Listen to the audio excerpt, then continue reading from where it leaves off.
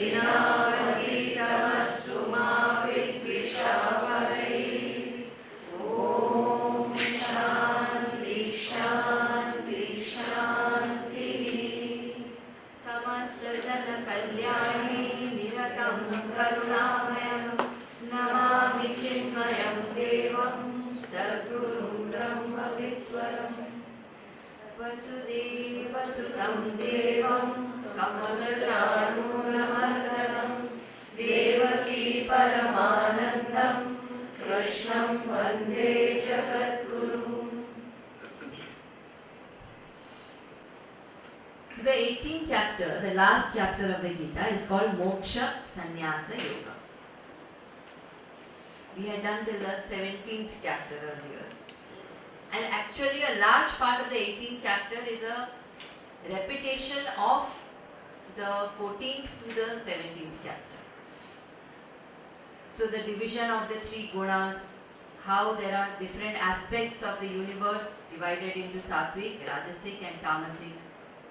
Those things are covered in the first part of the 18th chapter, which I will not go into because we have done it in great detail when we did the 14th chapter and the 17th chapter both.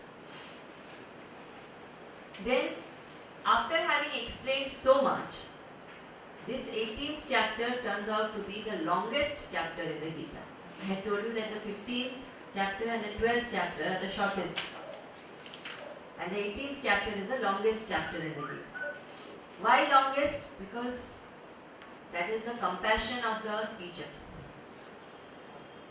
So many times it happens, when, for example, if a child is going abroad,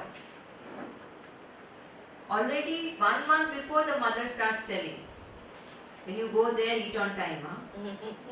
Don't eat too much of junk food. Sleep on time. Focus on your studies. Don't hang around with friends because mummy is not around. All that instructions will start 1 month before. But the day he has to leave, there will be one bombardment of instructions. Because now he's going the last few hours, she'll go on talking, saying, ye khana, ye nahi khana, this you do, this you don't do, like this, like that. Why? Because the compassion is so much, the love is so much that the last few moments are precious. She wants to pour out everything once again. Krishna's love is like that.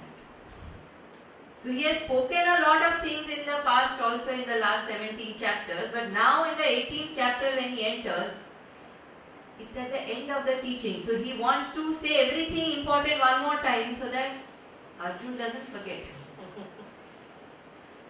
So the three gunas and those concepts are repeated one more time. The importance of knowledge and the importance of practicing selflessness is repeated. And then at the end of this chapter, there are two very beautiful concepts that Krishna introduces, which is what we will focus on today because those are unique to the 18th chapter. Normally when a person explains so much, everything he explains from caste system and why caste system and what is the role of the mind and how we should live according to our intellectual convictions, how karma works, all those things which he has done earlier he speaks. And when a person teaches so much, there is such a lot of effort. There is a natural expectation which a person may develop that I told so much, you applied it. But Krishna doesn't say that. It's a very strange way of teaching that Krishna has. So after having explained what is dharma, how to live by dharma, at the end of it he says, Sarva dharman parityajya mamekam sharanam vrajam. He says, I have taught you all the dharma. Now you drop all dharma and take refuge in me.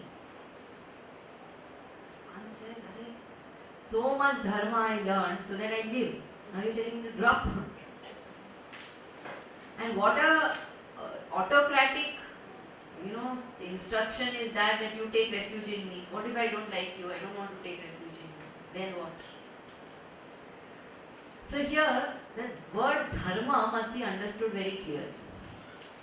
Dharma here means what I am considering to be natural to me, but which is not natural to me. So there are various aspects which are considered to be dharma. One is when Krishna says Sarva Dharman Parityajya, you renounce all the dharma.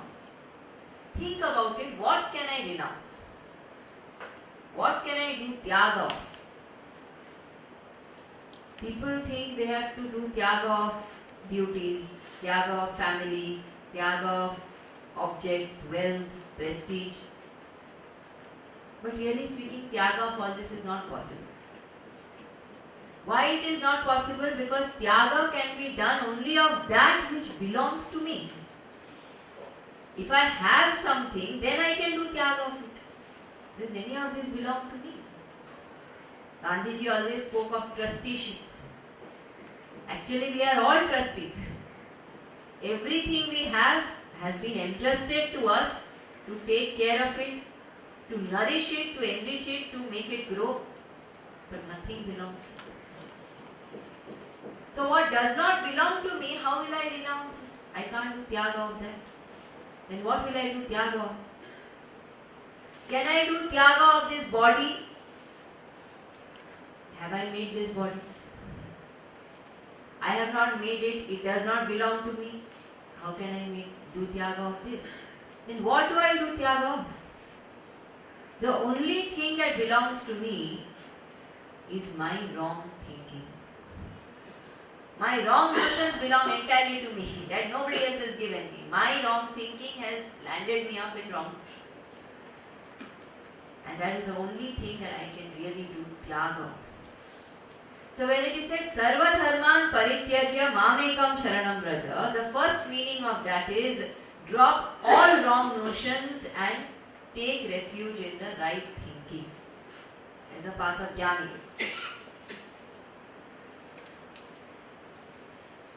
When we think deeper, we realize that even the person who understands things and starts walking the path of spirituality, many times even that spiritual path is very dangerous. Sometimes on the spiritual path a person becomes egoistic. Sometimes one becomes selfish. One starts having ulterior motives. One starts looking for appreciation, desire fulfillment. So even if a person is doing something as simple as doing a puja, that puja also one does so that some kamana will get fulfilled. So my entire sadhana becomes sakama sadhana. Nothing wrong in that. Initially all of us will be at that level where we will go to God only when we want something. We will treat him like one Aladdin Kachira. Never mind. Bhagwan accommodates. But when at the end of the Gita the instruction is given Sarva Dharman Parityajya, what it means is drop all sakama karma, all sakama sadhana and take refuge in selfless sadhana. Sadhana which is only for the higher, never for selfish reasons. It also means that renounce the sadhaka ahankar. It is a very dangerous ahankar. All other ego is easy to drop, but sadhaka ahankar is very difficult. Every day without fail I go to the temple. Not one day that I go to the temple is a good action. But the I which I am maintaining and boosting is an ego. So that sadhaka ahankar is dangerous because it does not seem to be bad. On the outside it looks to be very, very pleasant, but it is very dangerous. That's why it is risky. So when it says Sarva Dharman Parityajya, what it means is drop the sadhaka ahankar and surrender entirely to the Lord. How will I be able to do that? By taking refuge in love. The only altar at which ahankar completely destroys itself is at the altar of love. Where there is 100% love, there is no ego. Like in case of a mother and a child, there is so much of love. Even if the child is kicking, the mother will shamelessly go and do what she has to do for the child because there's so much love. One doesn't feel offended. Gurudev always used to give that example. When that boy is madly in love with a girl and he gets married, then if the wife says, "Honey, bring my chappal," he will lift and bring the chappal. There is no ego in that. Why? Because absolute love is there. When material love has this kind of power, imagine when there is absolute spiritual love, what level of egolessness can one reach? So, Sarva Dharman Parityajya means drop the sadhaka ahankar, take refuge in the love of the love. That is the path of bhakti. And Sarva Dharman Parityajya also means that in whatever actions I do, in my daily duties, etc., I drop the attachment in the action and act selflessly. So we have seen earlier, there are 3 types of attachment. One is attachment to the doership. Second is attachment to the result of the action. Third is attachment to the action itself. So, Kartrutva Asakti is the attachment to doership. Phalasakti is the attachment to the result of the action. And Karma Sakti is the attachment to the action itself. So when it is said Sarva Dharman Parityajya, what it means is you drop all kinds of attachment and take refuge in absolute selflessness. In my understanding, if we can't remember all the different things we have learnt in the 18 chapters of the Gita, but if we remember this one principle of selflessness, our life will change. We have understood the Gita. Just trying to be 100% selfless, life can change. I want nothing for myself, neither name, nor fame, nor recognition, nor love, nor appreciation, nor gratitude, nothing. I am just here to serve and be useful to others. So, Sarva Dharman Parityajya Mamekam Sharanam Vraja. Bhagavan says that you just drop all these lower and attach yourself to the higher. Why is that required? Because the knowledge being given in the Gita, in this last part of the 18th chapter, very beautifully, Bhagavan brings out the glory of this knowledge also. That this knowledge of the Gita is so rare. So few people get to listen to it in a systematic way, in an authentic way, in the right way. Even today in the world, if we see, there are so many misinterpretations, so many wrong understandings. As we have gone through our studies through the different chapters, so many concepts we have shared with you also, which are commonly misunderstood. People think Gita says act without any expectations. People think Gita says leave your house and go away, become a sannyasi. So many wrong concepts. People think Gita says just keep doing your duty. That's all. There's so much more to do. But there is so much of misconception there. So to hear even the right understanding of the Gita is a rare opportunity. Then to understand what I am hearing is another thing altogether. Earlier I used to make that mistake. I was new. I didn't know. So sometimes I would ask in the class, what have you understood? There is nothing more discouraging. Now I have stopped asking.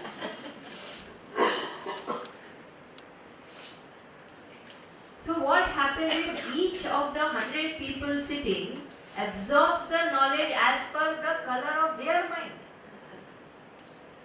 So rare it is that we have that kind of a mind with which we can absorb the knowledge as it should be absorbed. So understanding itself is a rare thing. Then some amongst those who understand also, so few actually realize it, experience it. It remains intellectual.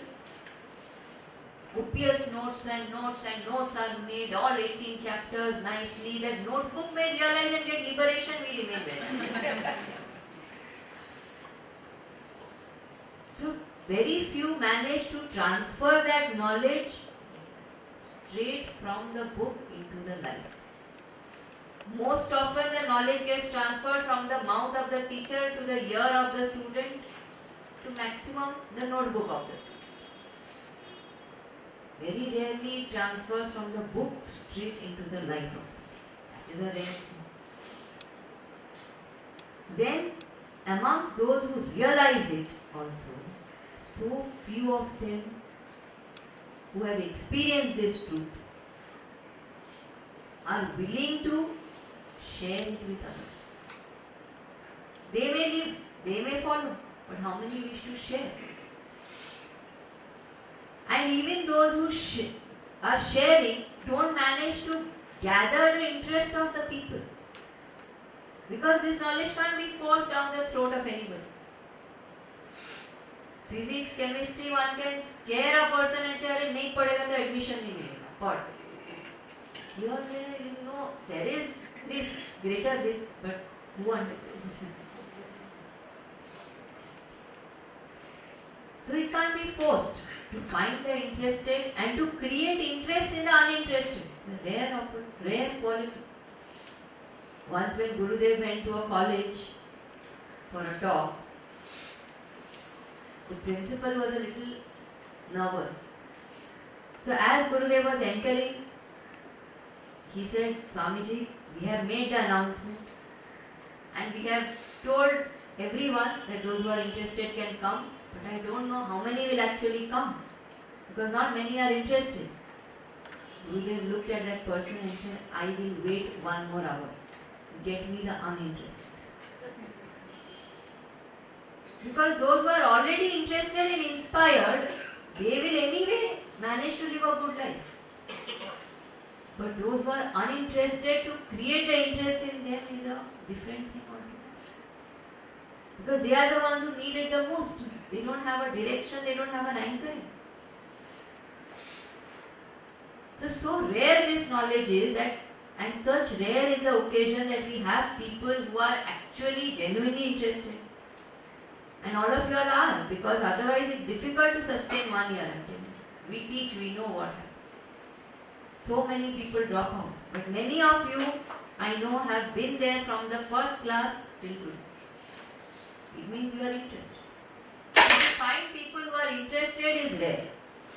Then over that, to find people who can understand, can manage to practice it somewhat, extremely rare. And we have managed to be there, that itself is a blessing. So Krishna says it's a rare knowledge, value it. And interestingly, everything related to the Gita is sacred. Where was it given? It was given in a battlefield which was fought for dharma. The war was a sacred war. Who spoke? Bhagavan spoke. Sacred. Which place he spoke in? Kurukshetra. I had told you in the first class, Kurukshetra was the place where they used to do religious havans and yagnas. Massive yagnas used to happen. It was not a battlefield actually. So the place was sacred. The occasion was sacred. The speaker was sacred. The knowledge was definitely sacred. It transformed not only Arjuna's life, it keeps on transforming lives of generations to come. And the dialogue was sacred. The discussion which Arjuna and Krishna had, so beautiful. Now we have done the bird's eye view. When we have an opportunity and you can study the Gita verse by verse, you will realize so beautiful it is. And once we know the meaning of the verses, then we don't even need help of others to understand it. The Gita itself speaks to us. This morning, every year on Janmashtami day, we have the tradition Gurudev had started. We all sit and chant the Gita from beginning to end. Full 18 chapters we sit and chant. 4-5 hours it takes. Today when I was chanting, suddenly it was feeling so beautiful. It's as if Krishna is speaking directly because the verses we have studied. So the dialogue is so sacred. We don't understand Sanskrit, so we struggle. Once we learn the verses and the meaning and all that word by word, then it's easy. So the dialogue is sacred, the place is sacred, the occasion is sacred. The language is sacred. Sanskrit is said to be the divine language. Deva Bhasha it is. Scientifically also now they have found lot of details. So everything about the Gita is sacred and yet it is so very rare. So first of all, the fact that we have got it is great. But then Krishna says, don't stop with that. Do upasana of that knowledge. Upasana literally means worship. But how to do worship of knowledge? So there are various ways in which we can do worship of knowledge. First, listen to the Gita. If we are wanting to listen to chanting, we can listen to chanting. If you are wanting to listen to talks, listen to talks. Discussions, listen to discussions. But listen to more and more of the Gita. That is one form of doing upasana of the Gita. The more we listen, the more transformation happens. Recently I was reading an article published by one journal, psychology journal, where they have done a research and found the impact of listening on a person's mind. Actually, most of our personality is shaped by what we listen, not so much by what we see or what we touch or taste. Those are all secondary. Maximum influence happens through what we are listening to. So listen to the Gita. Make it a point that regularly one will listen to some form of the Gita or the other. Read the Gita. You all had been given, Ajay Bhai had very kindly sponsored and given the Gita book to all of you in the first class, and I had told you to read it as we go through the course. I don't know how many have managed to read. If you have, then read it again. If you haven't, then start reading now. There was one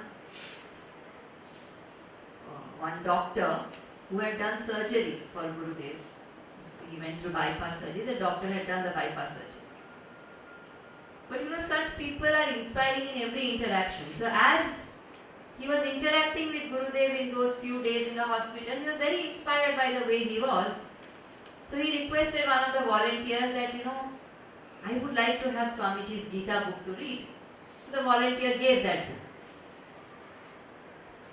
So when Gurudev was getting discharged, the doctor gave all the instructions saying, you take this medicine and walk and whatever the care has to be taken post-bypass surgery. And then at the end he said, Swamiji, I have one request. I have taken this Gita book from one of the volunteers. Can you please autograph it? So Gurudev said, of course. And he took the book and instantly he wrote, RX. 2 verses of Gita every day. Once a day. Repeat dose if symptoms persist.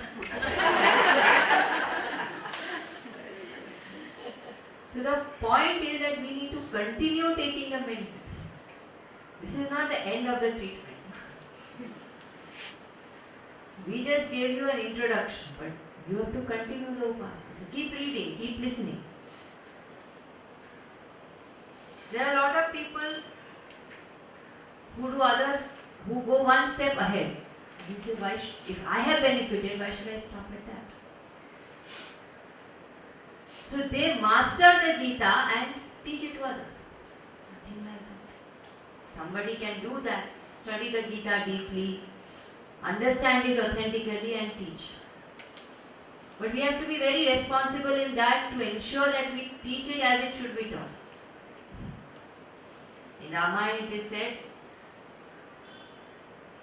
that the scriptures are like a lake, and those who teach and talk on the scriptures are like the walls of the lake.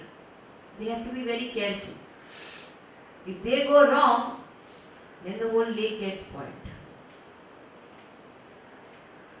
But it's a beautiful responsibility to be able to spread the knowledge of the Gita, and amongst all the different upasanas of the Gita which are given, Krishna says here that those who teach the Gita to anybody, not just Gita per se, but the knowledge of the Gita, that philosophy, those concepts, those who teach it, they are the dearest to me amongst the dearest of my disciples. Now you think about it. All of us call ourselves devotees of Krishna. Today's Janmashtami. Everybody is a bhakt. We calling ourselves a bhakt is one thing. But he calling us a bhakt is another thing. Does he think that I qualify as a bhakt? First thing. Amongst those bhakt, then there are few who are dear to him. Amongst those dear ones, there are dearest. And amongst the dearest, there are extra dearest. They are the ones who spread this knowledge. So one important thing is that we aim, if not immediately, at some point in time, I will be an instrument of taking this knowledge ahead. Because if we don't, who will? It does not need us to become a sannyasi or wear certain clothes or become full-time, but those of us who have understood what benefit this has, if we don't speak for this knowledge, we don't reach it to more people, who will? Those who don't know, they can't. So we have to become the ambassadors of this knowledge. And till we can't become the ambassadors of this knowledge, till we are attempting, it becomes important that we at least support them who are the ambassadors of this knowledge, those who are trying to reach this knowledge to maximum. Why this is very important? Not because we want to propagate the Gita or make it popular as a book or anything like that. But the point is that the philosophy given here, all of you have seen over the 18 chapters, it has no religion, it has no community, it has no limitation. It has no gender. It doesn't even have an age group. It is such universal knowledge that can transform the life of every individual who comes across it and understands it rightly. And why it is important to understand it rightly? Because the biggest problem our country is facing today is wrong thinking. It's very sad to share this, but I want to say this here because all of us are intellectuals and we'll understand what a danger this is. India is the suicide capital of the world. Maximum number of suicides in the world happen in India. It is believed that every 30 minutes, one teenager in India commits suicide. Just imagine. Teenager. How old is a teenager? 13 to 15 year old. 16-year-old, 18-year-old, 13 to 18-year-old, what level of stress can he have to commit suicide? We are on the way to be one of the most depressed countries in the world. Today, 35% of India is depressed, which means 1 out of every 3 people is depressed, irrespective of whether they go to a psychologist or not. Many may not go because it's a taboo in our society. But people are going through. So the ability to handle life and situations, to think correctly, to take correct decisions, to live like a master of circumstances is not there. No doubt education is increasing and healthcare is increasing. But do we realize that there is no scam in the world that happens by illiterate or powerless people? Educated and powerful people are the ones who do scams, which means education alone is not enough, power alone is not enough, employment alone is not enough, income alone is not enough. Person needs to have a right thinking, vision. And therefore, reaching this knowledge to people is not a propaganda of either Chinmaya Mission or Gita or any religion. Reaching the knowledge of the Gita is pivotal for the society to be inspired to live better lives. Today, doctors say that 86% of diseases in the world are psychosomatic primarily. Most of the people, the health problems they are facing are stress-borne.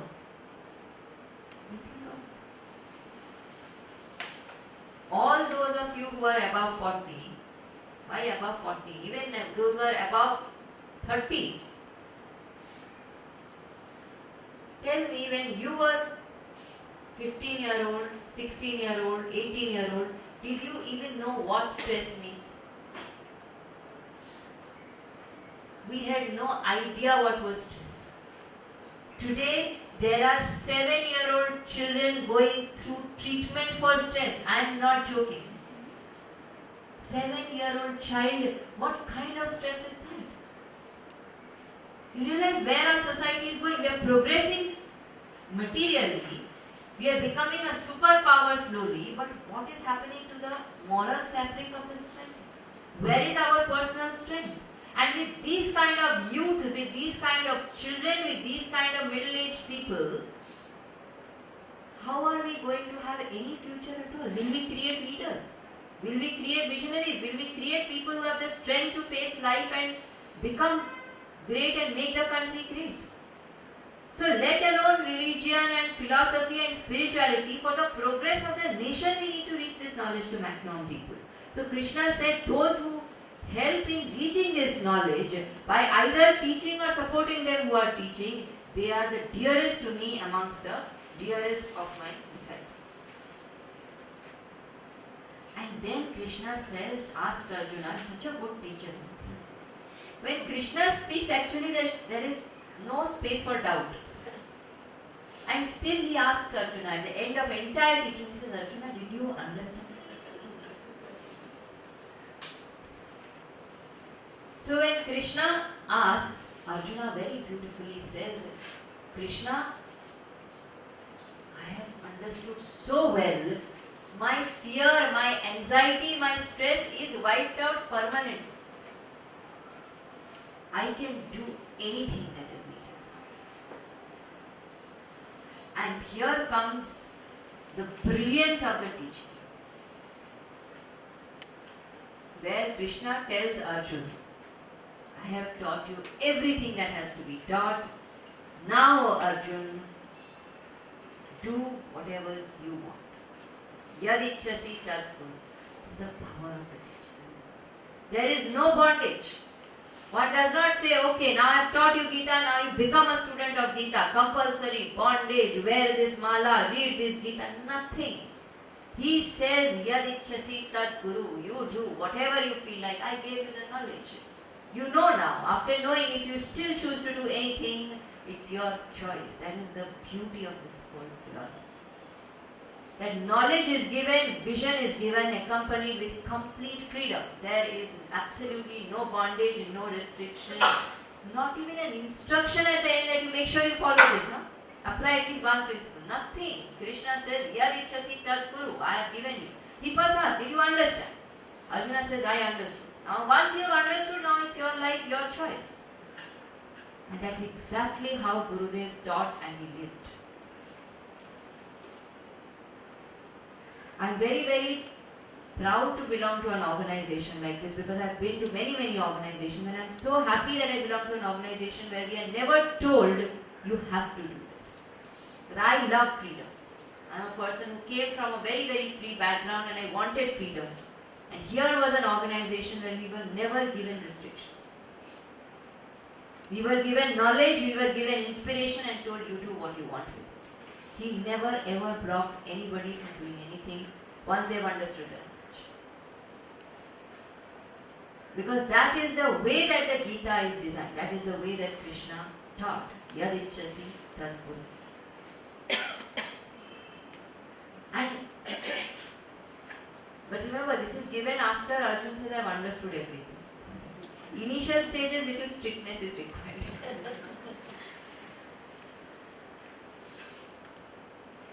And the beauty is that when Krishna says, see, we are told, na, you do whatever you feel like.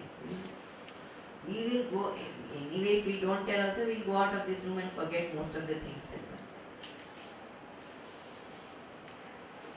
But Arjuna is such a mature seeker that having given that much of freedom, Arjuna says, Karishye vachanam tava. That, oh Krishna, you gave me choice to do whatever I feel like. I choose to do whatever you have taught me and told me. This is the real meaning of surrender. Surrender is not helplessly giving up. Surrender is not just praying, like begging for things. Surrender is willingly giving one's freedom in the hands of the higher. Whether it's a teacher, whether it's a guru, or whether it's a lord. When I willingly give my freedom, not helplessly, out of my own will, I give my freedom in the hands of the higher, that is real surrender. And so Arjuna surrenders, and seeing this beautiful sight where Krishna is saying, you do what you feel like, and Arjuna is saying, I will do whatever you have taught me. Sanjay, who is watching, do you remember Sanjay? Yes. So Sanjay, who's watching this whole thing, who we saw in the first chapter and now he's come back in the 18th chapter, he says that sight was so beautiful. That sight was so uplifting to just see that here is a guru who has taught the Gita and is giving complete freedom, and here is a disciple who has surrendered entirely. To see that sight was so inspiring.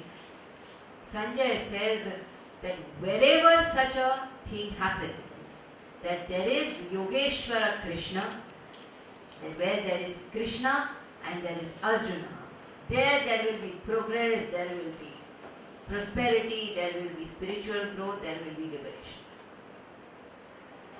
How can it be that where there is Krishna and Arjuna, there will be progress? Now there is no Krishna, no Arjuna, now what? So this Krishna and Arjuna we have to understand in the context of what Sanjay is speaking. So when Sanjay says Krishna and Arjuna, first meaning of Krishna and Arjuna here is where there is an able guru and an interested disciple. Arjuna represents interested disciple and Krishna represents an able guru. So Sanjay says that wherever there is an able guru and an interested disciple, their growth is guaranteed. But both are required. Second, where there is the skill of the teacher and the will of the student. Both are necessary. The teacher may be very skilled, but if the student has no will, no use. And the student may be very willing, but if the teacher doesn't have the skill, then also it is different. So both are required. Krishna also represents the spiritual vision of life. And Arjuna represents the material growth in life. This is where both of these are there, success is guaranteed. Where there is a spiritual vision plus material growth combined, their growth is guaranteed. Then he says, Krishna represents dharma, goodness, and Arjuna represents sweetness, love. So where there is knowledge of goodness and where there is the love of sweetness of love, there is growth. In other words, Krishna represents detachment and Arjuna represents prosperity. Nishayasa abhyudata, it is said. So that where there is detachment and there is prosperity together, there nothing is impossible. If there is attachment and prosperity, one will struggle. And if there is detachment but no wealth, one can't serve, one can't make a difference, one needs resources. But where there are resources and prosperity but there is detachment, there progress is guaranteed. So he says, these two have combined in the form of that beautiful Gita chariot where Krishna is sitting, Arjuna is sitting, and they are ready. And now the Gita way of life is to just be lived. And there the Gita concludes. We will go back to the first chapter of the Gita. So what we are going to do now, see, we have gone through all the 18 chapters, so we are not going to go again into the summary of all the 18 chapters. But from every chapter there is something very important to learn, something practical to apply. So today we are going to see 18 lessons from 18 chapters of the Gita. Every chapter, one thing that practically we can apply in our lives, we will see. So the first chapter of the Gita, it is called Arjuna Vishada Yoga. And in the first chapter we see that Arjuna is totally confused. So much confused that he is not able to think properly, he is not able to respond properly, he is stuck up in the wrong rut, and therefore he feels helpless, he feels anxious, he feels stressed, depressed, sad. And the entire first chapter, one thing that is very clear, one important lesson to learn in life is, whenever there is a problem in life, the root of that problem is wrong thinking. This is the first lesson to learn from the Gita. Whenever there is a problem, whichever kind of problem is there, somewhere at the root, if we keep on thinking, inquiring, we will reach that there is wrong thinking at the root of the problem. Second chapter of the Gita is called Sankhya Yoga. Very strange and interesting chapter where Arjuna completely surrenders, helplessly, confused totally, and at such a time when Krishna should be giving him some courage, encouragement, etc., Krishna starts giving him Brahma Vidya. He says, Arjuna, realize that there is no birth, no death, you are one absolute divine whole. Highest knowledge is given to him. Why is the highest knowledge given? Not because Arjuna is very ready and is going to realize instantly, but because Krishna very well knows that if wrong thinking is the problem, right thinking is the solution, and right thinking is born out of knowledge. So the second lesson to learn from the Gita, from the second chapter of the Gita, is right knowledge is the ultimate solution to life's problems. That if I have the right knowledge, then automatically I have the right vision, the right thinking, then I will be able to find my own solutions. Third chapter of the Gita is called Karma Yoga. And we very clearly saw that Karma Yoga is not a specific action or a specific type of actions, but Karma Yoga is an attitude. An attitude where I serve others absolutely selflessly. In a team, I serve the society, getting together, dissolving my ego and selfishness, sometimes handling other people's rough edges, and yet going on because this is a cause of the higher. That is the spirit of the yoga. And when I serve people around me, when I serve individually, I serve without any ego, without any selfishness, wanting nothing for myself, but treating benefits that I get personally only as byproducts or prasada of the effort that I have made. And therefore the lesson to learn from the third lesson is that selflessness is the only way to progress and prosperity. Fourth chapter of the Gita is called Karma Sannyasa Yoga. Karma Sannyasa Yoga, or the fourth chapter, conveys various aspects, clarifying many concepts which are pivotal to our understanding of the Gita. But one thing that becomes very clear in and through all those explanations is that what Krishna wants us to do is to perform every action as an act of prayer. So we see the list of those 12 yagnas, and how he says right from eating to breathing to walking, talking, serving, teaching, meditating, realizing, learning. Everything is a yagna. Everything is a prayer. So the fourth lesson to be learned from the fourth chapter of the Gita is that every act in every life can be an act of prayer. Fifth chapter of the Gita is Jnana Karma Sannyasa Yoga, where the glory of sannyasa is explained, and it is said that at some point in time all of us must prepare to renounce. Renounce what? Renounce the ego. Renounce the selfishness. And at the highest level it becomes important that we renounce our limitedness and we become one with the unlimited or the infinite. So from the fifth chapter, the fifth lesson to be learnt is renounce the ego of the individuality and rejoice in the bliss of infinity. If even we make this one thing the motto of our life can change. That at any moment, I will constantly try to connect to the infinity and not operate as a limited individual. Just think about it, how would we behave if we really felt that I am infinite?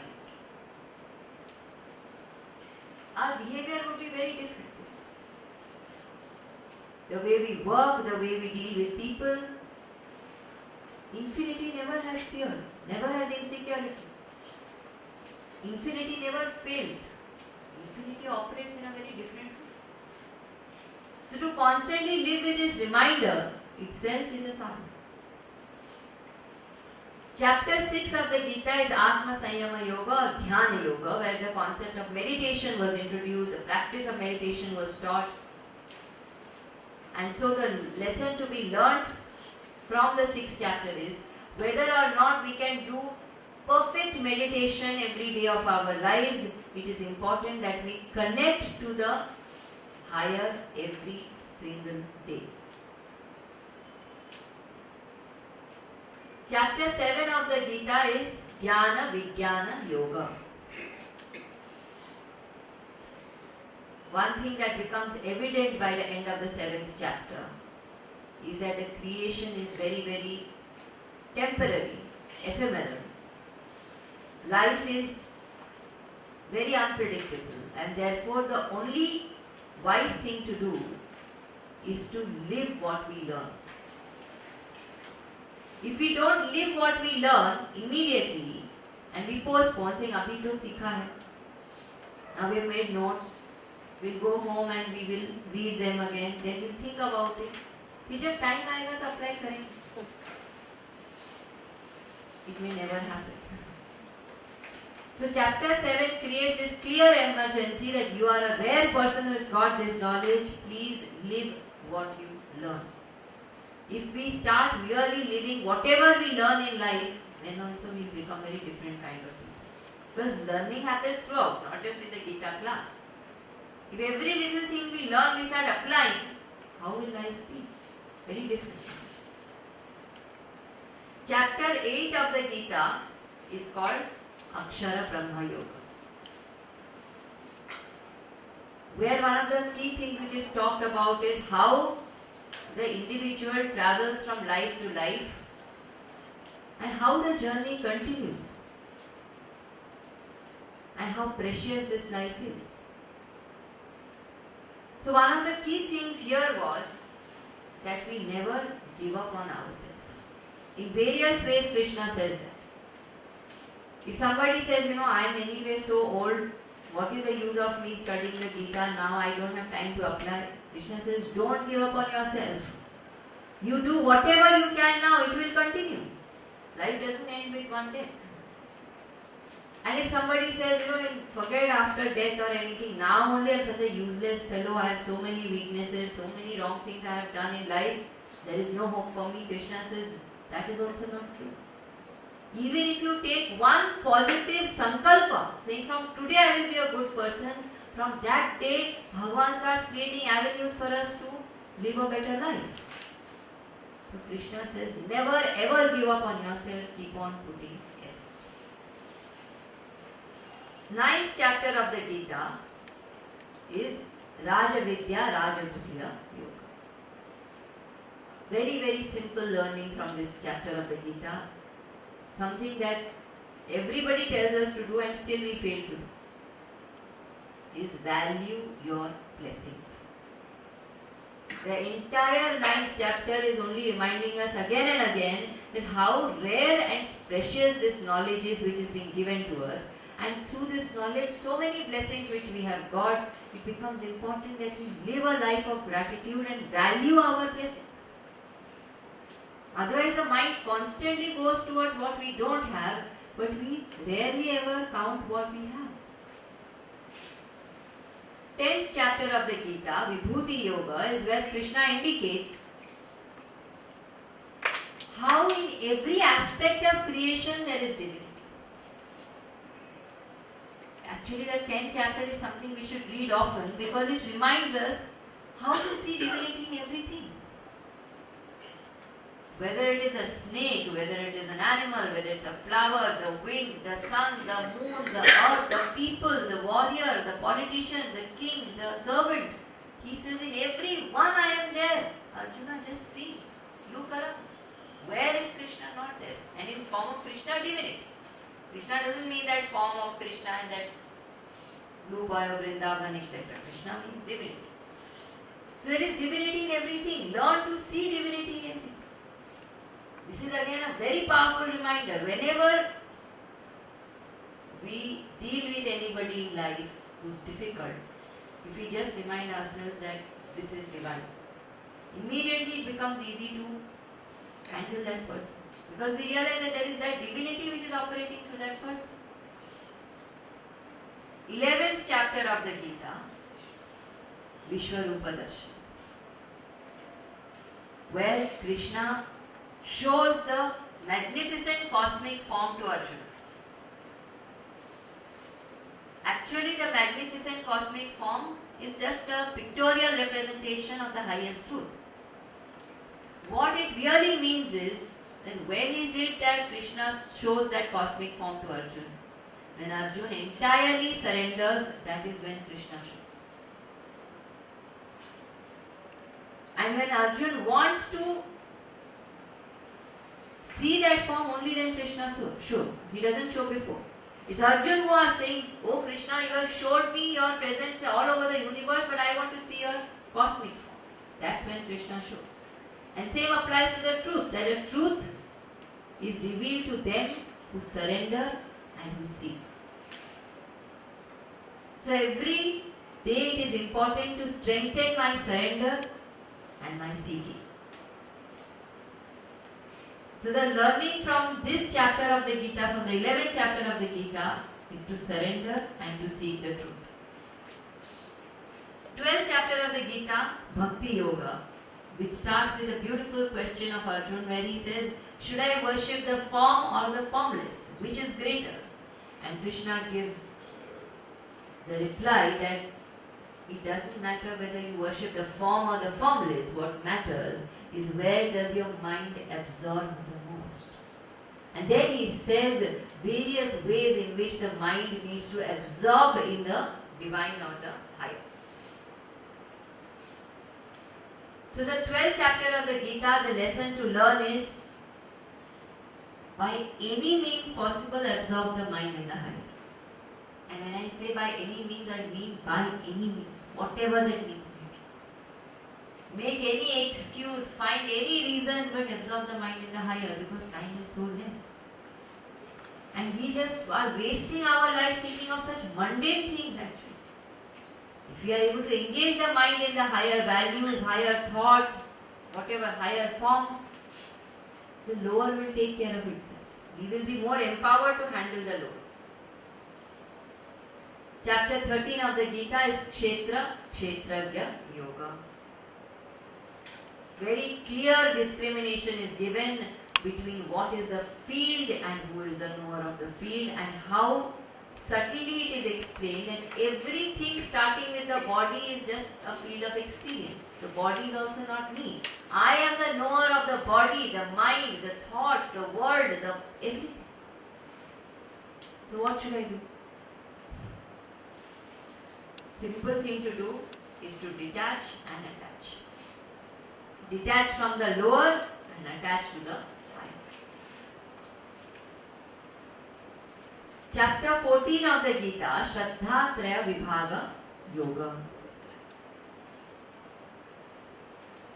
So this chapter of the Gita brings out various aspects of the creation, saying how the entire creation has sattvic, rajasic and tamasic aspects, and how we need to choose the sattvic over the tamasic and rajasic in everything.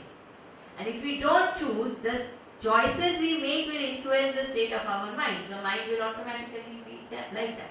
If I make rajasic choices, my mind will be agitated. If I make tamasic choices, my mind will be lazy, lethargic. And if I make Sattvic person, my mind will be sattvic, pure, brilliant, bright, dynamic, inspired.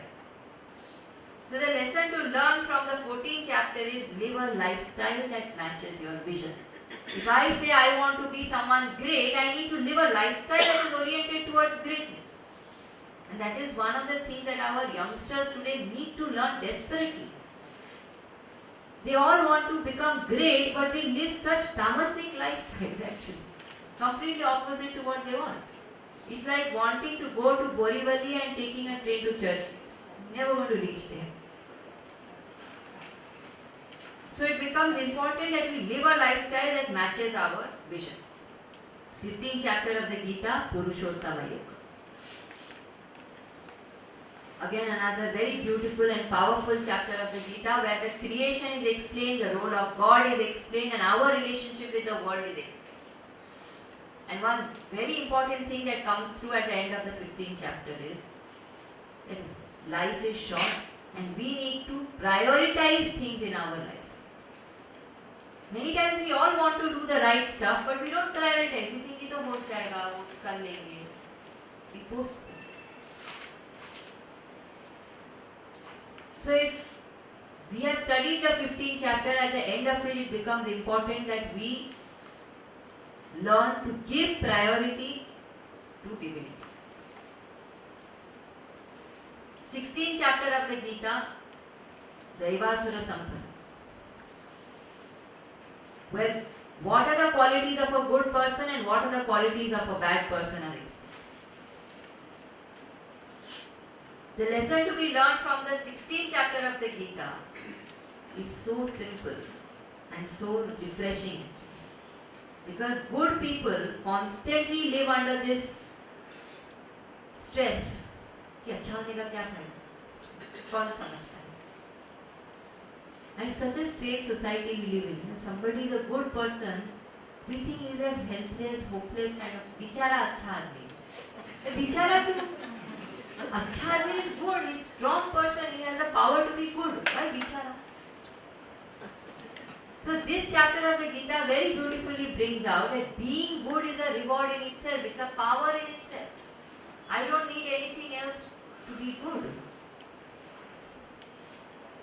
The 17th chapter of the Gita talks about the various aspects of life and how in every aspect we have choice between the right and the pleasant.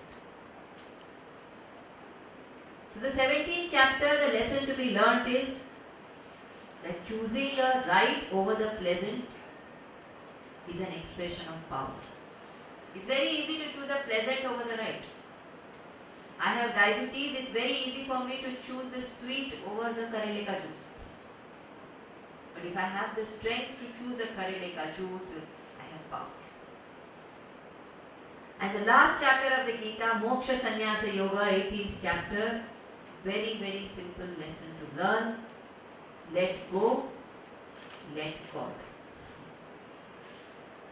Sarva dharman parityajya mamekam sharanam vraja. Let go of the negativities, let go of the limitations, let go of the wrong thinking, let go of the sakama karma, and let God, let divinity happen. And that is the final message of the Gita. With that we conclude this session and we conclude this series. Before we conclude, there are one or two things that I want to share with you. One is that we just spoke at the end of the 18th chapter. Can I take 5 minutes more?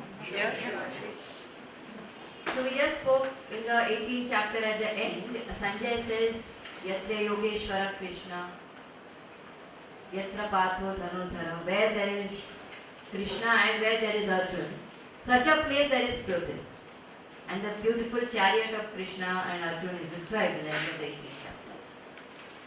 So now I have a good news. The chariot of Krishna and Arjuna is coming to your area and is visiting home to home. So like we have marathon, we have a special program called Gita-thon. So this Gita-thon is a chariot of Krishna and Arjuna, which is going to travel home to home from Ganesh Chaturthi day to Gita Jayanti. Gita Jayanti day is the day Krishna spoke the Gita to Arjuna.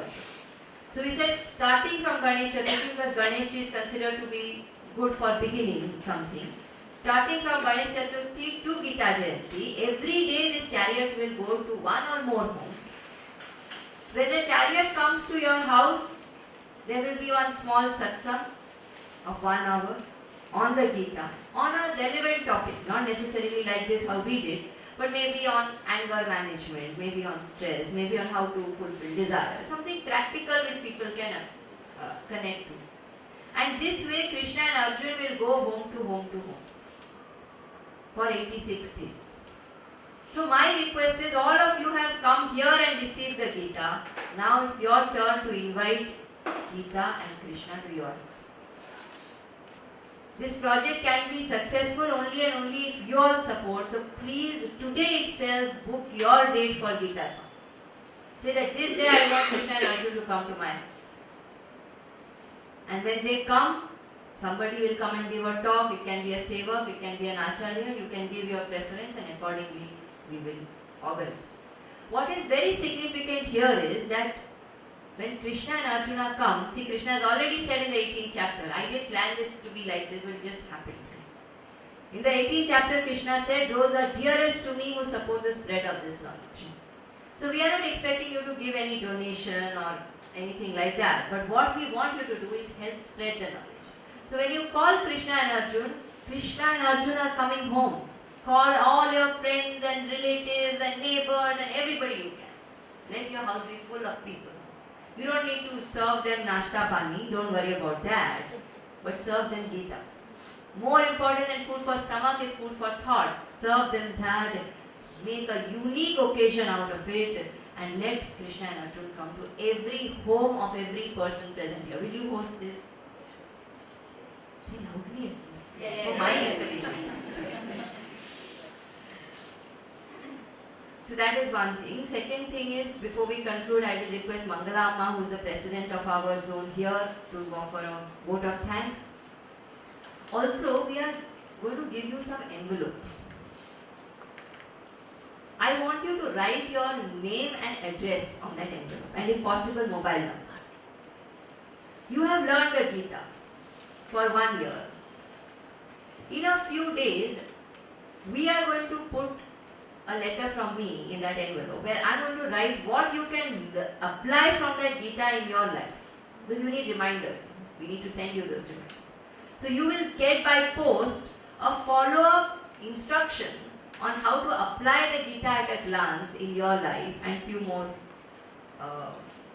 interesting, inspiring things in that envelope. So the envelope will be distributed to you. Write your name and address on it and give it to our volunteers. Chandrika ji is here, Mangala Amma is here. You can give it to them as you leave. And there is also some Prasad Pustika which is being given out, I think, so you can take it on your way. Thank you so much for participating.